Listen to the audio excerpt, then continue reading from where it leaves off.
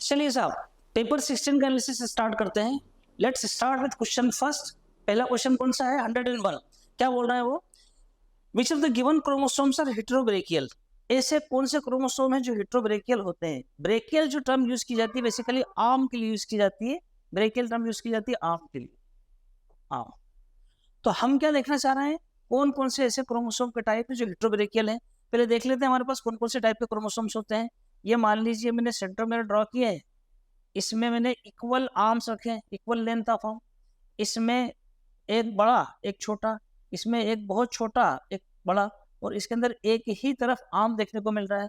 ये मेटासेंट्रिक है, ये सब मेटासेंट्रिक है, ये एक्रोसेंट्रिक है, ये टीलोसेंट्रिक है। तो हमें कैसे चाहिए? हेटेरोब्रेकियल। ये कैसा है? होमोब्रेकियल। यानी मेटासेंट्रिक क्रोमोसोम ये वाला, ये ए वाला मेटासेंट्रिक क्रोमोसोम, ये हेटेरोब्रेकियल नहीं है, होमो है, यानी ये हमारे काम का नहीं है। सब मेटासेंट्रिक कौन सा है? ये बी वाला, ये सब मेटासेंट्रिक है। क्या ये है? हाँ, हेटेरोब्रेकियल है। एक आर्म बड़ा है, एक आर्म छोटा है, ये हेटेरोब्रेकियल है, ये हमारे काम का है। तो ये काम का हो गया। एक्रोसेंट्रिक, ये एक्रोसेंट्रिक ये रहा सी वाला। क्या ये हमारे काम का है? हाँ, इसमें एक आर्म बड़ा एक आर्म छोटा है, ये हमारे काम का हो जाएगा। डी टीलोसेंट्रिक, यानी ये डी वाला है, टीलोसेंट्रिक ही हमारे काम का नहीं है इस क्वेश्चन के हिसाब से, क्योंकि इसमें एक ही तरफ आर्म है। तो ये वाला हेटेरोब्रेकियल हो जाएंगे B and C, both B and C. Correct answer हो जाएगा बी। ये पहला क्वेश्चन। नेक्स्ट अगला 102। 102 क्या बोल रहा है? Change of colour from green to red during ripening of tomato is due to the transformation of. ये सिंपल सी बात है कि जो क्लोरोप्लास्ट हैं different, they are interconvertible, एक से दूसरे में बदलते रहते हैं। इनमें अच्छे एग्जाम्पल मिर्ची और टमाटर के हैं। तो टमाटो के केस में क्या होता है? शुरुआत में जो यंग टमाटो वो ग्रीन कलर का होता है अनराइपन, फिर मतलब राइपन होकर वो रेड कलर का हो जाता है। तो इसके अंदर क्या होता है?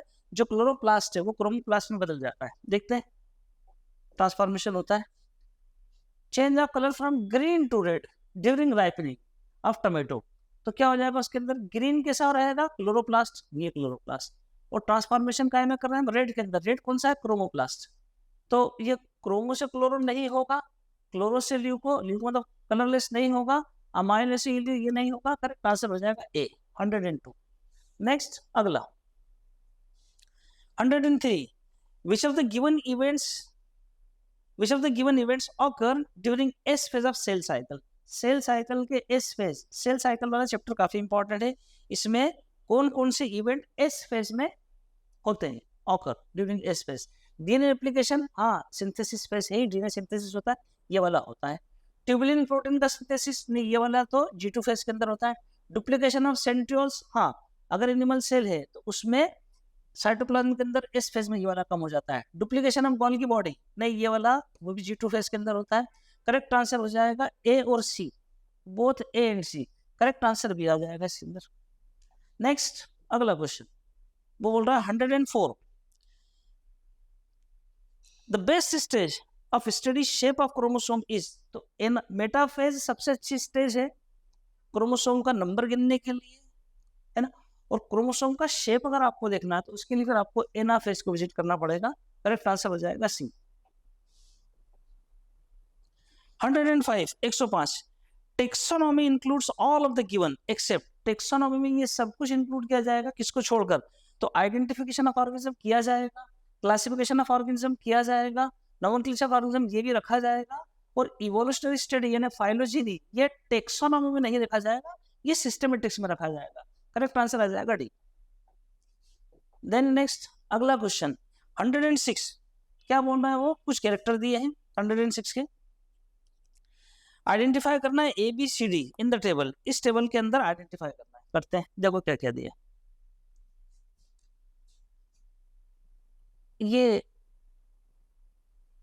आइडेंटिफाई करना है ए बी सी डी, ये ए बी सी और डी को कहा ए बी सी डी। ए ये रहा, डी यहाँ पर है, सी यहाँ पर और डी यहाँ पर है। क्या क्या है? तो कैरेक्टर कौन सा लिया है? Main plant body. ब्रायोफाइट के अंदर मेन प्लांट बॉडी कैसी होती है? गेमेटोफाइटिक फेज होती है। टेरिडोफाइट के अंदर मेन प्लांट बॉडी कैसी होती है? स्पोरोफाइटिक फेज होती है। टेरिडोफाइट ऑनवर्ड यानी जिम्नोस्पर्म एंजियोस्पर्म, इनमें भी जो मेन प्लांट बॉडी होती है वो स्पोरोफाइट होती है, यानी ए के अंदर आएगा स्पोरोफाइट। ए के अंदर मुझे स्पोरोफाइट देखना है, यहाँ पर स्पोरोफाइट है, यहाँ गेमेटोफाइट अपने काम करने की, ये स्पोरोफाइट है, ये स्पोरोफाइट है, यानी बी तो आंसर होगा ही नहीं। इधर आ जाओ बी के लिए। कैरेक्टर कौन सा ले रहा हूँ मैं? Vascular tissue. ब्रायोफाइट के अंदर एब्सेंट रहता है, हाँ सही बात है।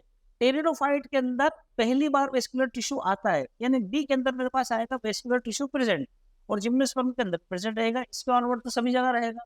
तो बी में स्पोरोफाइट है, ए में स्पोरोफाइट था, बी के अंदर प्रेजेंट आना चाहिए था, यहाँ एब्सेंट है, ये गलत बात हो जाएगी।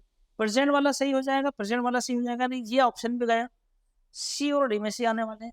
सी देख लो, पहले इस सी को देखो। अगला कैरेक्टर आ रहा है एम्ब्रियो फॉर्मेशन। ब्रायोफाइट के अंदर ये पहले ऐसे प्लांट किंगडम के मेंबर जिनके अंदर प्रेजेंट मिलता है मुझे एम्ब्रियो फॉर्मेशन। टेरिडोफाइट के अंदर भी होता ही है, लिखा है, इसके अंदर भी होता है, तो प्रेजेंट आना चाहिए इसके अंदर, ऑकर होता है। ये डज नॉट ऑकर नहीं साहब, ये तो गलत बात हो गई, ऑकर होता है, यानी ये ऑप्शन भी गया। इसको देख लेते हैं डी को भी, क्या बोल रहा है वो। कैरेक्टर, क्या कैरेक्टर है जिसमें ब्रायोफाइट के अंदर वो आर्किगोनियम के रूप में है, टेरिडोफाइट के अंदर भी आर्किगोनियम है, जिम्नोस्पर्म के अंदर कार्पेल है, तो है क्या ये? सेक्स ऑर्गन है। तो सेक्स ऑर्गन है, कौन से वाला सेक्स ऑर्गन है? ये सारे कैसे हैं? फीमेल सेक्स ऑर्गन, ये फीमेल रिप्रोडक्टिव ऑर्गन, सही बात है। मेल तो है ही नहीं, तो यही गलत हो गया था, इसलिए करेक्ट आंसर हो जाएगा सी। अच्छा क्वेश्चन था, आपके पास नॉलेज होगा तभी भी इसको कर पाओगे।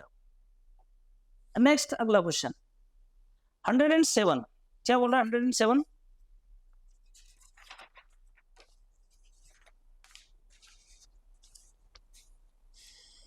Which of the given group of protozoans cause sleeping sickness? इनमें से कौन सा स्लीपिंग सिकनेस कॉज करता है? तो एक्चुअल में ये प्रोटोजोन है ट्रिपेनोसोमा, ट्रिपेनोसोमियासिस कहलाती है बीमारी, और ट्रिपेनोसोमा ब्रूसी ये स्लीपिंग सिकनेस कॉज करता है। इसी तरह का अफ्रीकन स्लीपिंग सिकनेस भी होता है, वो होता है ट्रिपेनोसोमा गेम्बियंस की मदद से। तो करेक्ट आंसर हो जाएगा फ्लैजिलेटेड प्रोटोजोआ है trypanosoma, correct answer B, correct answer B हो जाएगा। नेक्स्ट अगला 108, mycelium is found to be sinusitic or aseptate in which of the given class of fungi? सबसे पहले वाली जो क्लास है फंजाई की फाइकोमाइसिटिस, उसके अंदर ही ये वाला काम होता है, बाकी सब में सेप्टेट होता है। करेक्ट आंसर आ जाएगा ए, स्ट्रेट फॉरवर्ड सिंपल सा क्वेश्चन है। 109 एक सुनो, select the incorrect statement respect of root cap. Root cap के रिस्पेक्ट में मुझे इनकरेक्ट स्टेटमेंट चुनना है, इनकरेक्ट स्टेटमेंट चुनना है। देख लेते हैं। It is a thimble like, यानी नुकीली पेंसिल जैसा नोक निकली होती, हाँ थिम्बल लाइक स्ट्रक्चर होता है तो करेक्ट है। इट इज यूनिसेलुलर, ये गलत बात है, वो तो राइजोइड होता है अर्ली ब्रायोफाइट के अंदर यूनिसेलुलर, लेकिन वो राइजोइड रूट थोड़ी होता है, रूट लाइक होता है। It protect the tender apex of root, हाँ रूट केप जो टेंडर एपेक्स है, जो टिप है रूट की, उसे प्रोटेक्ट करने का काम करता है टेंडर एपेक्स को। It is made up of parenchymatous cells, हाँ ये पेरेन्काइमेटस सेल्स का बना होता है, इनकरेक्ट पूछा था कि ये यूनिसेलुलर होता है, ये गलत बात है। 110, which of the given is a medicinal plant of family Fabaceae? Fabaceae family का मेडिसिनल प्लांट देखना है, तो मुलेठी, हाँ ये खांसी में काम आती है मुलेठी, ये फेबेसी फैमिली का एक मेडिसिनल प्लांट है। इंडिगोफेरा भी फेबेसी फैमिली का है, लेकिन वो डाई देता है, हमें मेडिसिनल चाहिए था। Correct answer A. 110 के बाद में 111 111, select the incorrect statement respect to monocot root. Monocot root के रिस्पेक्ट में हमें इनकरेक्ट स्टेटमेंट चुनना है, इनकरेक्ट चुनना है, ठीक है। Pericycle gives rise to lateral roots, vascular cambium and cork cambium. साफ सुथरी बात है कि मोनोकॉट के अंदर ये कोई वेस्कुलर कैम्बियम कॉर कैम्बियम यानी सेकेंडरी ग्रोथ का कोई काम ही नहीं है, ये तो रॉन्ग है, पहले ही वाला रॉन्ग हो गया। दूसरा देख लेते हैं, वेस्कुलर बंडल पॉलीआर्क होते हैं, हाँ सही बात है, more than 6। Cambium is absent, cambium का काम है क्योंकि सेकेंडरी ग्रोथ का काम ही नहीं है। Pith is large and well develop, हाँ साहब पिथ लार्ज और वेल डेवलप होता है, तो इनकरेक्ट चाहिए था, कैम्बियम इज एब्सेंट, कैम्बियम भी एब्सेंट होता है। Select the incorrect statement with respect to monocot root. Pericycle gives rise to lateral root, vascular cambium and core cambium, गलत बात है। Vascular bundle is polyarch, ये सही बात है। Cambium absent होता है, हाँ cambium absent होता है, सही बात है ये। Cambium नहीं होता है, यानी सही बात है ये भी, मुझे गलत चाहिए था। करेक्ट आंसर हो जाएगा ए, 111 correct answer A.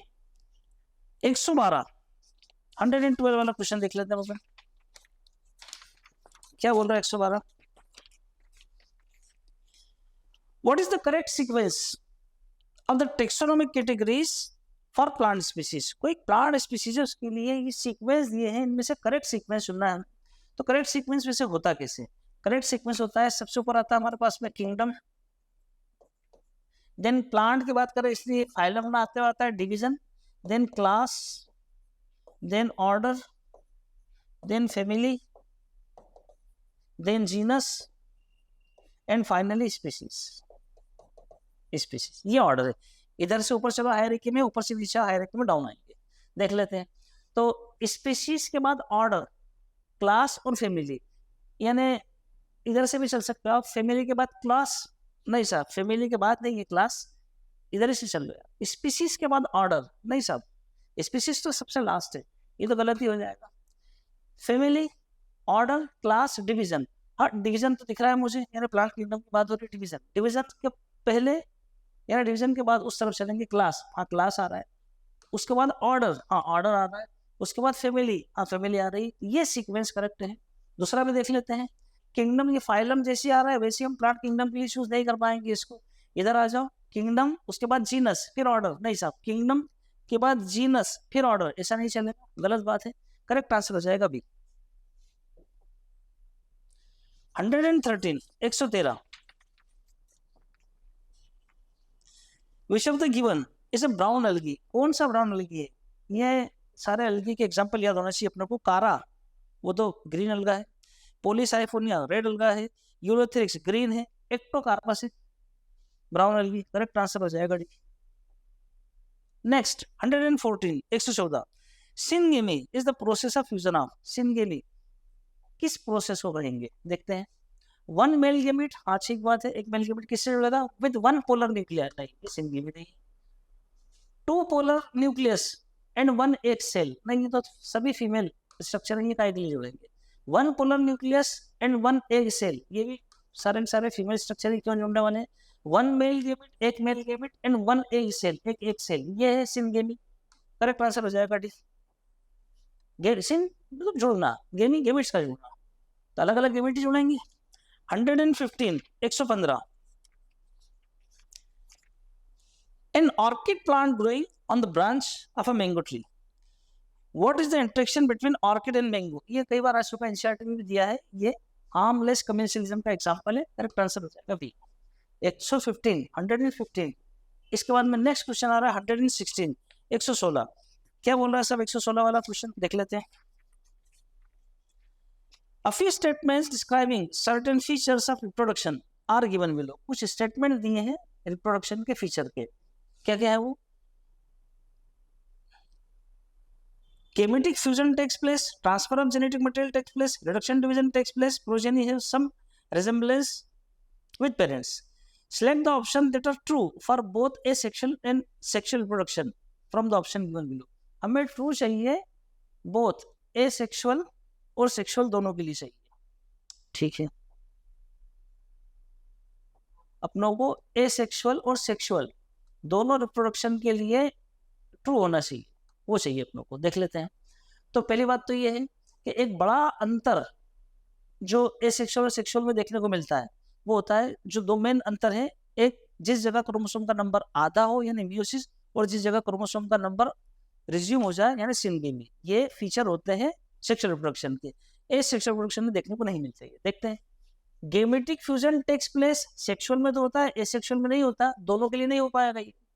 Transfer of genetic material takes place, वो सेक्सुअल है या एसेक्सुअल, जेनेटिक मटेरियल तो एक पीढ़ी से दूसरी पीढ़ी में जाएगा ही, ये सही बात है। Reduction division takes place, reduction division special feature है सेक्सुअल रिप्रोडक्शन का, नहीं देखने को मिलेगा। प्रोजेनी है सम रिजेम्बलेंस विद पेरेंट्स, हाँ प्रोजेनी कुछ रिजेम्बलेंस यानी समानता रखेंगे पेरेंट्स से। एसेक्सुअल के केस में समानता ज्यादा होगी, सेक्सुअल के केस में वो समानता कम होगी, तो होगा जरूर। तो सेकंड और थर्ड से ये करेक्ट आंसर हो जाएगा B 116, correct answer B. Next 117 117 देख लेते हैं। 117 वाला कहाँ है भाई? ये 117। What is the percentage and photosynthetically active radiation PAR in the incident solar radiation ISR? Incident solar radiation के अंदर कितना परसेंट होता है? इंसिडेंट सोलर रेडिएशन के अंदर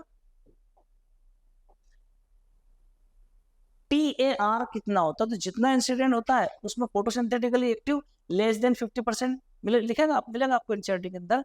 करेक्ट आंसर हो जाएगा बी, 15% तक रहेगा, क्योंकि दूसरा आंसर इसके आसपास नहीं है। करेक्ट आंसर हो जाएगा B. 118, mark the important defence mechanism in plants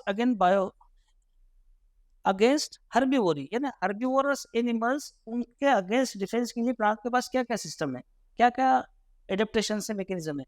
spine काटे रहेंगे तो हर्बीवोर ब्राउजिंग नहीं कर पाएगा।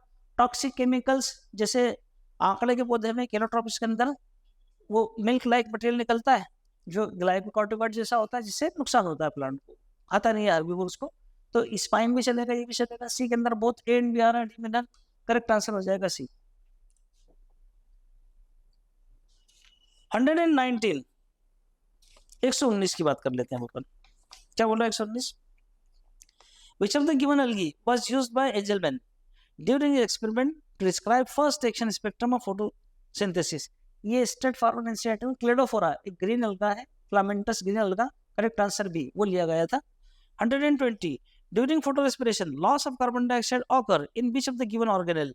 तो 3 सेल ऑर्गेनेल, क्लोरोप्लास्ट, पेरोक्सिसोम और माइटोकॉन्ड्रिया, ये फोटो रेस्पिरेशन में इन्वॉल्व होते हैं। इनमें जो कार्बन डाइऑक्साइड निकलती है वो माइटोकॉन्ड्रिया से निकलती है। करेक्ट आंसर हो जाएगा बी। 120, 120, ड्यूरिंग फोटो रेस्पिरेशन 120 हो गया, फिर ये क्या था, 119 था, ये 120 हो गया। तो कार्बन डाइऑक्साइड कहाँ से निकलेगी फोटो रेस्पिरेशन में? माइटोकॉन्ड्रिया से निकलेगी। 121, all enzymes with respect to Krebs cycle are soluble in mitochondrial matrix except one enzyme that. ये ऑलवेज पूछा जाता है क्वेश्चन के क्रेब्स साइकिल के सारे एंजाइम हमें माइटोकॉन्ड्रिया के मैट्रिक्स में देखने को मिलते हैं, सिर्फ एक को छोड़कर। वो एंजाइम कौन सा है? Succinate dehydrogenase. कहाँ पर मिलता है वो? इनर माइटोकॉन्ड्रियल मेम्ब्रेन पर। तो देख लेते हैं क्या क्या लिखा है।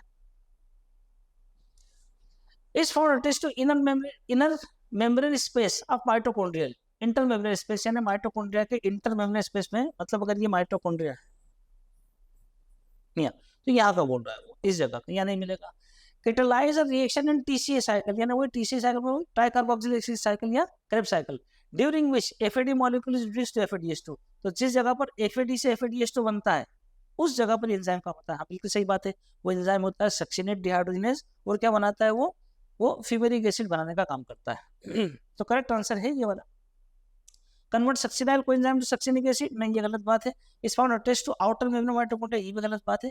करेक्ट आंसर हो जाएगा बी। 21 के बाद 22, which of the given function is complex fourth in electron transport system? ETS के अंदर फोर्थ कॉम्प्लेक्स कौन सा है? तो साइटोक्रोम सी ऑक्सीडेज, यही है fourth complex.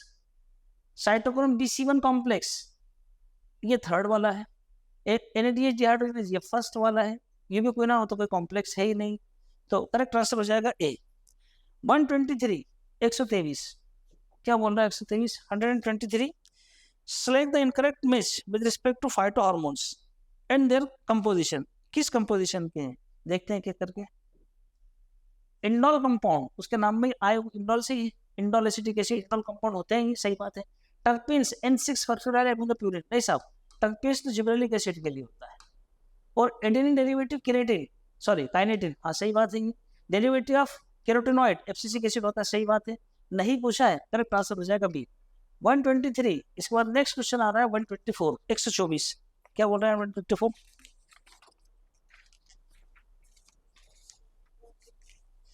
Which of the given plant hormone is known as stress hormone? Abscisic acid होता है। Correct answer D, straight forward, कोई खास बात नहीं। 125, 125, इस क्वेश्चन को देख लेते हैं 125 को, क्या बोल रहा है 125? If Michelson and Stahl experiment is continued for 3 generations in bacteria, the ratio of N15 to 15, 14, 15 to 14 और 14 to 14 containing DNA in the third generation would be। ये NCERT में उसने क्वेश्चन के फॉर्म में दिया है, ये करते आना चाहिए, पहले पूछा भी गया है एग्जाम में। देखते हैं किसका एक्सपेरिमेंट है, मेसेल्सन स्टाल का एक्सपेरिमेंट। आए किस बात का एक्सपेरिमेंट था? वो था semi conservative nature of DNA को प्रूव करने के लिए। जो डीएनए रेप्लिकेशन होता है वो सेमी कंजर्वेटिव होता है, इसका प्रूफ था इसके अंदर। कंटिन्यूड फॉर 3 जनरेशन, 3 जनरेशन तक इसे कंटिन्यू करना है। तो generation in bacteria the ratio मुझे चाहिए ये वाला और ये वाला रेशो। ये वाला मतलब 15:15 वाला मतलब हेवी, 15-14 वाला मतलब हाई ग्रेड, 14-14 वाला मतलब लाइट। तो एक एक करके देखते हैं। फॉर एग्जांपल मैंने ये ई कोलाई का जेनेटिक मटेरियल लिया, उसने शुरुआत में हेवी वाले लिए थे 15 वाले। अब मैं फर्स्ट जनरेशन लूंगा इसकी, कौन सी, एन, जिसके अंदर मैंने N14 लिया होगा, तो फिर क्या होगा, ये ओपन होंगे दोनों, ये स्ट्रैंड ओपन हुए। ये कौन सा था 15 वाला, ये कौन सा था 15 वाला, नया कौन सा बनेगा, इसके साथ बनेंगे 14 वाला, इसके साथ नया बन जाएगा 14 वाला। फर्स्ट जनरेशन के अंदर मुझे ये सीन रहेगा। सेकंड जनरेशन में ओपन करो इनको, इसको भी ओपन करेंगे, इनको भी ओपन करेंगे, 4 स्ट्रैंड मेरे पास आ जाएंगी। ये 15 वाला है, ये 14 वाला, ये 14 वाला और ये 15 वाला बनाऊंगा। मीडियम कौन सा लिया मैंने, 14 वाला। अब कौन से बनेंगे 14 वाले, ये बनेगा 14 वाला इधर, ये एक 14 वाला इसके साथ बन जाएगा, इसके साथ भी एक 14 वाला इधर बन जाएगा, इसके साथ भी एक 14 वाला इधर बन जाएगा। ये हो जाएगी इसकी सेकंड जनरेशन। थर्ड जनरेशन, तो इस थर्ड जनरेशन में इसको सबको ओपन करना पड़ेगा, इन सबको ओपन कर रहा हूँ मैं। ये पहले वाले के दोनों ओपन कर दिए, ये दूसरे वाले के दोनों ओपन कर दिए, ये तीसरे वाले के दोनों ओपन कर दिए, ये चौथे वाले के दोनों ओपन कर दिए। ठीक है, इनको लेवल कर लो। ये 15 वाला था, ये 14 वाला था, फिर ये दोनों 14 वाले ओपन हुए, फिर ये दोनों 14 वाले ओपन हुए, इसके बाद में ये 14 और 15 वाले ओपन हुए। ठीक है, अब इनके साथ 14 वाले बना दो नए, तो इसके साथ 14 वाला नया बना रहा हूँ, ये 14 वाला नया बना, इसके साथ भी 14 वाला नया बना रहा हूँ, ये बना, ये यहाँ पर भी 14 वाला, इधर भी 14 और इधर भी 14 और यहाँ भी ये 14 और इधर भी ये 14, यहाँ पर भी 14। ठीक है, क्या चाहिए मुझे, मुझे चाहिए 15 वाले कितने हैं पहले, तो ये 14 14 ये सब 14 वाले हैं। 15 वाला एक भी नहीं, यानी 0, शुरुआत में 0 मिलेगी मुझे, यानी यहाँ भी 0 है, यहाँ भी 0 और यहाँ भी 0, ये आंसर नहीं हो सकता। फिर मुझे चाहिए हाइब्रिड, 15-14 वाला हाइब्रिड चाहिए, 15-14 वाला 1 और 15-14 वाला 2, तो 2 मिल गए मुझे।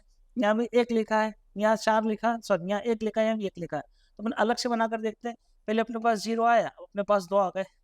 फिर कौन से चाहिए अपनों को, लाइट वाले चाहिए 14 कितने, 1 2 3 4 5 और 6 6 सिंप्लीफाई कर दो, तो 2 से डिवाइड कर दो, 0 पर इक्वल टू 0, 2 से करा 1, 2 से करा 3, 0:1:3, 0:1:3, यानी करेक्ट आंसर हो जाएगा सी।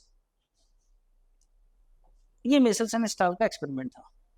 125 के बाद 126, in which of the given plant group gamete transfer occur by water, इनमें से किन में गेमेट ट्रांसफर वाटर में होगा। अलगी तो मोस्टली एक्वेटिक होते हैं, वहां तो ये होगा ही होगा। ब्रायोफाइट के अंदर भी ये पानी चाहिए। टेरिडोफाइट में भी जो मेल गेमेट होता है वो स्विम करता है, जिम्नोस्पर्म में नहीं और एंजियोस्पर्म में नहीं, आमतौर पर बात हो रही है। ए, बी और सी, करेक्ट आंसर हो जाएगा डी। इसलिए यहाँ पर वो कहलाता है जूडोगेमी, और जहां पर ट्रांसफर पोलैरिटी की मदद से होता है वो कहलाता है सिफोनोगेमी। 126 बाद 127, how many meiotic devices are required to produce 100 seeds in most of the angiosperm.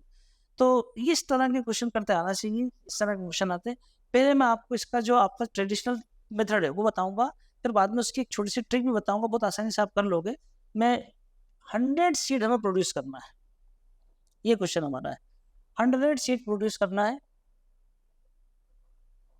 How many gametes are required, question चल गया थी। Okay.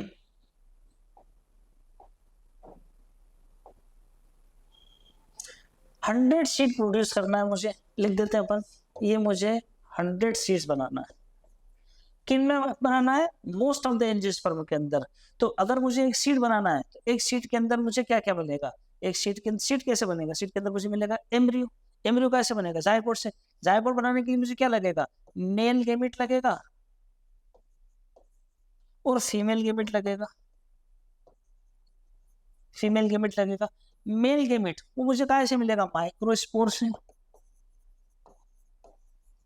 फीमेल गेमेट वो कहाँ से मिलेगा मुझे, मेगास्पोर से। माइक्रोस्पोर कहाँ से मिलेगा, माइक्रोस्पोर मदर सेल से मिलेगा, microspore mother cell, microspore mother cell से मुझे माइक्रोस्पोर मिलेगा। मेगास्पोर कहाँ से मिलेगा मुझे, मेगास्पोर मदर सेल से मिलेगा, इसे शॉर्ट में लिखते भी एमएमसी। ये मेगास्पोर मदर सेल कैसा होता है? डिप्लॉयड होता है। मेगास्पोर मदर सेल रहेगा डिप्लॉयड, ये भी रहेगा डिप्लॉयड। यहाँ पर म्यूसिस होगा, रिडक्शन, यहाँ पर रिडक्शन डिवीजन होगा। माइक्रोस्पोर बन जाएंगे हेप्लॉयड, ये भी बनेगा हेप्लॉयड। जब यहाँ पर म्यूसिस होगा तो 4 माइक्रोस्पोर बनेंगे और मेगास्पोर भी 4 बनेंगे, 4 नंबर में बनेंगे, क्योंकि म्यूसिस में 4 प्रोडक्ट, म्यूसिस के जो प्रोडक्ट नंबर में 4 होते हैं। वो बोल रहा है कि मोस्ट ऑफ द एंजियोस्पर्म, तो मोस्ट ऑफ द एंजियोस्पर्म कैसे होते हैं? मोनोस्पोरिक, यानी इन 4 में से 3 डिसऑर्गेनाइज हो जाएंगे, एक ही फंक्शनल बचेगा। तो मेरे पास 1 फंक्शनल मेगास्पोर बचेगा। और ये फंक्शनल मेगास्पोर मुझे एक फीमेल गैमेट दे देगा, जबकि एक माइक्रोस्पोर मुझे 4 मेल गैमेट दे देगा। तो अब दिक्कत अब क्या हो रहा है कि मुझे 100 सीड बनाना है, तो मुझे 100 मेल गैमेट चाहिए और 100 फीमेल गैमेट चाहिए। एक म्यूसिस से एक फीमेल गैमेट बन रहा है, तो मुझे 100 म्यूसिस कराना पड़ेंगे, और एक म्यूसिस से मुझे 4 गैमेट मिल रहा है मुझे। तो एक से अगर मुझे 4 एक से मिल रहा है, तो मुझे कितने चाहिए? 100। तो कितने कराना पड़ेंगे? 25, 24 कराना पड़ेंगे, 25 कराना पड़ेंगे। तो 25 डिवीजन तो मुझे यहाँ पर कराना पड़ेंगे मेल गैमेट के लिए, 100 डिवीजन मुझे कराना पड़ेंगे फीमेल गैमेट के लिए। ऐसा करके मुझे 125 रिडक्शन डिवीजन कराना पड़ेंगे 100 सीट के लिए। कभी भी इस तरह का क्वेश्चन आता है तो हमें कुछ नहीं करना है, जितने भी सीट उसने दिए हैं मल्टीप्लाई बाय 1.25। जैसे इसने 100 सीट दिए, मल्टीप्लाई बाय 1.25, जैसे आप कराओगे ये आ जाएगा 125। ये 1.25 से क्यों कराया? कोई रॉकेट साइंस है क्या? नहीं, बिल्कुल नहीं। 1.25 से इसलिए कराया कि एक डिवीजन तो चाहिए रहेगा मुझे, किसके लिए चाहिए रहेगा? एक डिवीजन फीमेल गैमेट के लिए, और 0.25 डिवीजन मुझे एक मेल गैमेट के लिए चाहिए। अरे एक डिवीजन से 4 बनते हैं, तो देखो ना यूनिटी मेथड, 4 के लिए अगर एक डिवीजन चाहिए तो एक के लिए कितने डिवीजन चाहिए? 1/4। 1/4 कितना होता है? 0.25, ये जो है 0.25। तो कभी भी ऐसा क्वेश्चन आता है जिसके अंदर सीट फॉर्मेशन पूछता है वो, और उसमें कितने म्यूटिक डिवीजन होंगे मोस्ट ऑफ द एंजियोस्पर्म के अंदर, तो उसमें हमने सिंपली 500 पूछे सीट, कुछ नहीं करना, 1.25 से मल्टीप्लाई करना है, आंसर मिल जाएगा अपनों को। यहाँ पर भी अगर हम 1.25 से मल्टीप्लाई करते तो आंसर में मिल जाता 125। करेक्ट आंसर हो जाएगा डी। 127, इसके बाद 128, how many gametes are required to produce 1 seed in angiosperm? Angiosperm में एक सीड को बनाने के लिए मुझे कितने क्या चाहिए? How many gametes are required, कितने गैमेट चाहिए मुझे प्रोड्यूस करने के लिए एक सीड? एंजियोस्पर्म में एक सीड के लिए मुझे कितने गैमेट चाहिए? तो देखो सीड कैसे बनेगा? सीड क्या होता है? इंटीग्यूमेंटेड मेगास्पोरेंजियम। तो हमें कैसे मिलेगा? फॉर एग्जांपल ये मैंने एम्ब्रियो से बनाया, ये यहाँ पर आपको मिल जाएंगे ये एग एपरेटस, यहाँ पर आपको मिल जाएंगे सिनर्जिड्स, और यहाँ पर मिल जाएंगे पोलर न्यूक्लिया, जो मिलकर एक सेकेंडरी न्यूक्लियस बना लेंगे। पोलर ट्यूब से मेल गैमेट आएंगे, मेल गैमेट बर्स्ट होकर बाहर निकल जाएंगे सिनर्जिड्स में से, और ये मिल गया हमें एक मेल गैमेट यहाँ, एक मेल गैमेट एक और ये रहा। एक मेल गैमेट इससे मिलेगा, एक मेल गैमेट एक से मिलेगा। मुझे गैमेट चाहिए, तो 2 तो मेल गैमेट है, एक फीमेल गैमेट है, ऐसे 3 गैमेट रिक्वायर्ड रह जाएंगे सीड बनाने के लिए। करेक्ट आंसर हो जाएगा 3। अच्छा क्वेश्चन था। 129, 129, which of the given blood groups is not possible in progenies when parents of blood group AB and O? Parents है उनका ब्लड ग्रुप AB और O है। पेरेंट मतलब ये रहे पिताजी और ये रहे माताजी। किसी का भी कुछ भी ले लो, जैसे पिताजी का ले लिया AB ब्लड ग्रुप और माताजी का ले लिया O blood group. Which of the given blood groups are not possible, नहीं मिल रहे। व्हेन पेरेंट्स का ब्लड ग्रुप ऐसा होगा तो बच्चों में कौन से नहीं मिलेंगे? सिंपल सी बात, इनके जो गैमेट बनेंगे उनमें A ब्लड ग्रुप वाले और B ब्लड ग्रुप वाले 2 टाइप के गैमेट बनेंगे। इसमें एक ही टाइप के गैमेट बनेंगे, यानी वही स्मॉल आई। जीनोटाइप लिख लो आप चाहो तो इनका, ये रहेगा IA IB और ये रहेगा स्मॉल आई। इसके जो गैमेट बनेंगे, ठीक से कर देते, गैमेट बनाते हैं ढंग से, इनके जो गैमेट बनेंगे वो ये वाले बनेंगे। इनके जो गैमेट बनेंगे वो गैमेट बनेंगे कैसे बनेंगे? IA और IB वाले बन जाएंगे। इनके जो गैमेट बनेंगे एक ही टाइप के बनेंगे, स्मॉल आई वाला। इसको और इसको मिलाऊंगा तो ब्लड ग्रुप हो जाएगा A, इसको और इसको मिलाऊंगा तो ब्लड ग्रुप हो जाएगा B। तो B ब्लड ग्रुप और A ब्लड ग्रुप तो मिल जाएगा, कौन सा नहीं मिलेगा?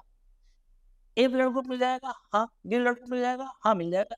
AB नहीं मिलेगा, O नहीं मिलेगा, सी और डी दोनों नहीं मिलेंगे, करेक्ट आंसर हो जाएगा सी। 129 and 130, which of the given is an autosomal dominant disorder? myotonic dystrophy, simple answer है, करेक्ट आंसर सी हो जाएगा उसमें। 131, during transcription in eukaryotes RNA polymerase second synthesise, RNA polymerase second hnRNA यानी जो mRNA का precursor है hnRNA, वो develop होता है सेकंड से, कोई खास बात नहीं है। 132, the first step of DNA fingerprinting is, DNA fingerprinting में पहले स्टेप क्या करेंगे, सबसे पहले डीएनए को आइसोलेट ही करेंगे, correct. Hybridisation, autoradiography, blotting, तो सब बात की प्रोसेस है, पहले ए वाला प्रोसेस करेंगे, आइसोलेशन वाला, सिंपल है। 33, India share in the global species diversity, 2.4% land हम शेयर करते हैं दुनिया का, और 8.1% हमारे पास बायोडाइवर्सिटी, करेक्ट आंसर हो जाएगा डी। डेटा है इकोलॉजी में से मिल जाएगा आपको डेटा। 134, 134, वो बोल रहा है for production of somatic hybrid cells the cells are first treated with, somatic hybrid बनाना है, सबसे पहले मुझे सेल को क्या करना पड़ेगा, पेक्टिनेज लगाना पड़ेगा और सेल्यूलेज लगाना पड़ेगा, जिससे उनके सेल वॉल को डिसॉल्व करना पड़ेगा, ये तो बाद की प्रोसेस है, शुरुआत में तो मुझे पेक्टिनेज और सेल्यूलेज ही लगेगा, ए और बी, तो करेक्ट आंसर हो जाएगा ए, both. 135, which of the given bioactive molecule have been commercialized as blood cholesterol lowering agent, तो वो कौन सा ब्लड कोलेस्ट्रॉल लोअरिंग एजेंट, वो होता है स्टेटिन, और स्टेटिन हमें कहाँ से मिलता है, मोनिस्कस परक्यूरस से मिलता है। मोनिस्कस परक्यूरस क्या है, यीस्ट का एक टाइप है, करेक्ट आंसर हो जाएगा ए। नेक्स्ट अगला 136, क्या बोल रहा है, ladybird a beetle with red and black marking, सही बात इसकी नाम है, is useful in controlling aphids, correct answer हो जाएगा ए, स्ट्रेट फॉरवर्ड, कोई खास बात नहीं। 137, the basic unit of study in ecology, ecology में बेसिक यूनिट सबसे शुरुआत क्या है, वो ऑर्गेनिज्म है, तो organism then population then community then bio, ऐसे चलता है उसमें, और इकोसिस्टम क्या है, उसकी फंक्शनल यूनिट है, करेक्ट आंसर हो जाएगा A, organism. 138, number of death in the population during a given period is called, ये मॉर्टेलिटी कहलाता है, सिंपल, करेक्ट आंसर ए, बहुत सिंपल सी बात है। 139, 139, क्या बोल रहा है 139, समझ देखते हैं। In which of the following apocarpous condition is present, दो तरह की टर्म्स होती है हमारे पास, एक होती है एपोकार्पस, एक होती है सिनकार्पस, ये कब कम में आती है, जब एक से ज्यादा कार्पेल्स होते हैं, अगर सारे कार्पेल्स फ्री होते हैं तो एपोकार्पस कंडीशन कहलाती है, और कार्पेल्स फ्यूज्ड होते हैं तो सिनकार्पस कंडीशन कहलाती है। मुझे कौन सी चाहिए, एपोकार्पस, वो किसमें देखने को मिलती है, रोज एंड लोटस, करेक्ट आंसर हो जाएगा सी, सिंपल एनसीईआरटी में एग्जांपल दिए ये वाले। 140, 140, क्या बोल रहा है वो, decomposition of detritus is slow if it contains which of the given biomolecule, अगर डेट्राइटस में क्या होगा जिससे इसका डिकम्पोजिशन स्लो होगा, प्रोटीन, न्यूक्लिक एसिड, शुगर और लिग्निन, लिग्निन बहुत रेजिस्टेंट मटेरियल है, इसके कारण, लिग्निन के कारण स्लो हो जाएगा, करेक्ट आंसर डी। इसीलिए आप देखो कि अगर एक ही जगह पर लकड़ी रखी हुई है और दूसरी जगह पर कोई प्रोटीन का मटेरियल रखा हुआ है, लकड़ी का डिकम्पोजिशन बहुत स्लोवर रेट से होगा, जबकि वो जो प्रोटीन का, तो न्यूक्लिक एसिड जिसके अंदर है ही सेल के अंदर, और शुगरी मटेरियल अगर ये रहेगा तो इनका डिकम्पोजिशन फास्टर रेट से होगा। 141, 141, which of the given takes a contribute maximum to the vertebrate in global biodiversity, तो सारे वर्टिब्रेट में 50%, आप उस पाई चार्ट देखेंगे उसके अंदर सबसे ज्यादा फिशेस देखने को मिलती है, correct answer C. 142, which of the given mathematical equation represent species area relationship on logarithm scale, ये इक्वेशन याद रखना आपको, log s is equal to log c plus z log a, correct answer B, ये दी NCERT में straightforward है। 143, India has कितने biosphere reserve, कितने नेशनल पार्क, कितनी वाइल्ड लाइफ सेंचुरीज हैं, तो इंडिया के अंदर 14 बायोस्फीयर रिजर्व हैं, 90 नेशनल पार्क्स हैं और 448 वाइल्ड लाइफ सेंचुरीज हैं, ये डेटा एनसीईआरटी में दिया है, आपको याद रखना पड़ेगा इसको।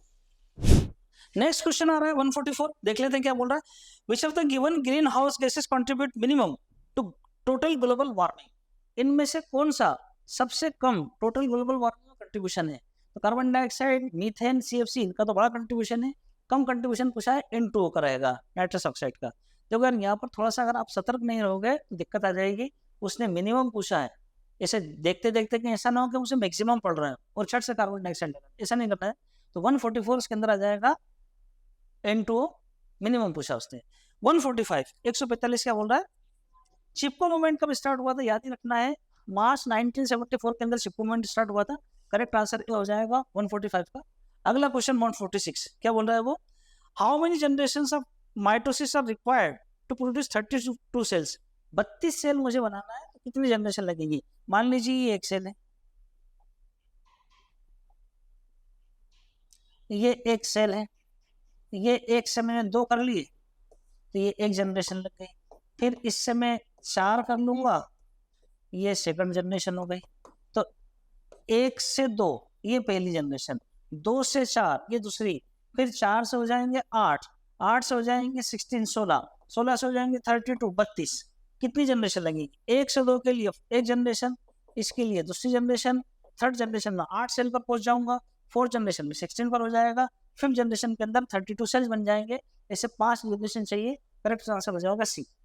नेक्स्ट अगला क्वेश्चन 146 के बाद 147, pollen viability period is 30 minutes in which of the given plant. तो ये व्हीट और राइस के अंदर होता है, एनसीईआरटी में दिया भी। करेक्ट आंसर हो जाएगा A B, both A and B. Correct answer हो जाएगा डी, डी आ जाएगा।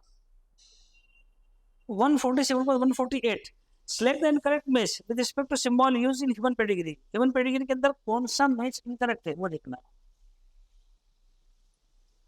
अनअफेक्टेड फीमेल, पहली बात तो ये फीमेल है नहीं बल्कि मेल है, अनअफेक्टेड मेल है, यही गलत है। सेक्शन स्पेसिफाइड सही है, कॉन्सिक्वेंस मैचिंग ये भी सही है, मैचिंग के लिए भी सही है, उसने गलत पूछा है। करेक्ट आंसर हो जाएगा ए। सिंबल बेस्ड क्वेश्चन भी आता है। 149 149, which of the given is not used during DNA replication on template with polarity 3' to 5'। इनमें से कौन सा, देखते हैं इसको। फॉर एग्जाम्पल ये मेरा डीएनए का हेलिक्स था, मैंने इसे ओपन किया तो मेरे पास अपन तो स्ट्रेट फॉरवर्ड इसके जो वो मिलने वाले हैं, ये मेरे पास फॉर्क आ गए। मान लीजिए ये 3' to 5' है, तो फिर ये वाला हो जाएगा 5' to 3'। इसके अंदर जिस डायरेक्शन में होता है वो डायरेक्शन होता है 5' to 3'। ये अगर 3' पर है तो यहाँ जो बनेगा वो 5' to 3' इधर बनेगा, और इधर वाला इधर से ओपासा की फ्रेगमेंट की मदद से बनेगा। कौन सा बनेगा, इधर 5' to 3' इधर है तो 5' to 3' उसके अंदर इधर होगा। अब क्या बोल रहा है वो, which of the given is not used during DNA replication on template with polarity 3' to 5'। 3' to 5' polarity वाला ये है मेरे पास में, इसके अंदर यहाँ पर एक प्राइमर लेकर आऊंगा और कंटिन्यूस स्टैंड में बनाऊंगा इसको। तो नॉट यूज्ड है राइबोन्यूक्लियोसाइड ट्राइफॉस्फेट, हाँ ये तो डुअल रोल प्ले करेगा ही करेगा, सबस्ट्रेट भी देगा, एनर्जी भी देगा, इसके बगैर काम नहीं चलेगा। डीएनए पॉलीमरेज तो मेन एंजाइम है, डीएनए डिपेंडेंट डीएनए पॉलीमरेज ये भी लगेगा। डीएनए लाइगेज वो यहाँ लगेगा, यहाँ नहीं लगेगा, जरूरत यहाँ पर पड़ेगी ओकासा के फ्रेगमेंट्स को चिपकाने की, तो ये नहीं लगेगा, not use, only C. Correct answer हो जाएगा B. 149 correct answer B. Next अगला 150 150वां क्वेश्चन, वो बोल रहा है apomixis is commonly present in the members of family. किन फैमिली मेंबर्स के अंदर एपोमिक्सिस देखने को मिलता है कॉमनली। एस्ट्रेसी इसके अंदर देखने को मिल जाएगा, पोएसी यानी ग्रास फैमिली इसके अंदर देखने को मिल जाएगा। मान लो इसमें नहीं मिलेगा तो फिर 2 हो जाएंगे, फिर हमें देखना चाहिए बोर्ड वाला ऑप्शन। करेक्ट आंसर हो जाएगा डी। ये आपका 16 वाले पेपर का एनालिसिस कंप्लीट हुआ। आई थिंक 50 क्वेश्चन हो चुके हैं इसके बॉटनी के। ये 15 पेपर कंप्लीट हुआ, सॉरी 16 पेपर कंप्लीट हुआ। अब आगे और पेपर आते जाएंगे, आप उन्हें अटेम्प्ट करते रहिए, हम उसका सोल्यूशन भी आपको देते रहेंगे, डिटेल एनालिसिस भी आपको मिलता रहेगा। तो नेक्स्ट पेपर के लिए all the best, thank you very much.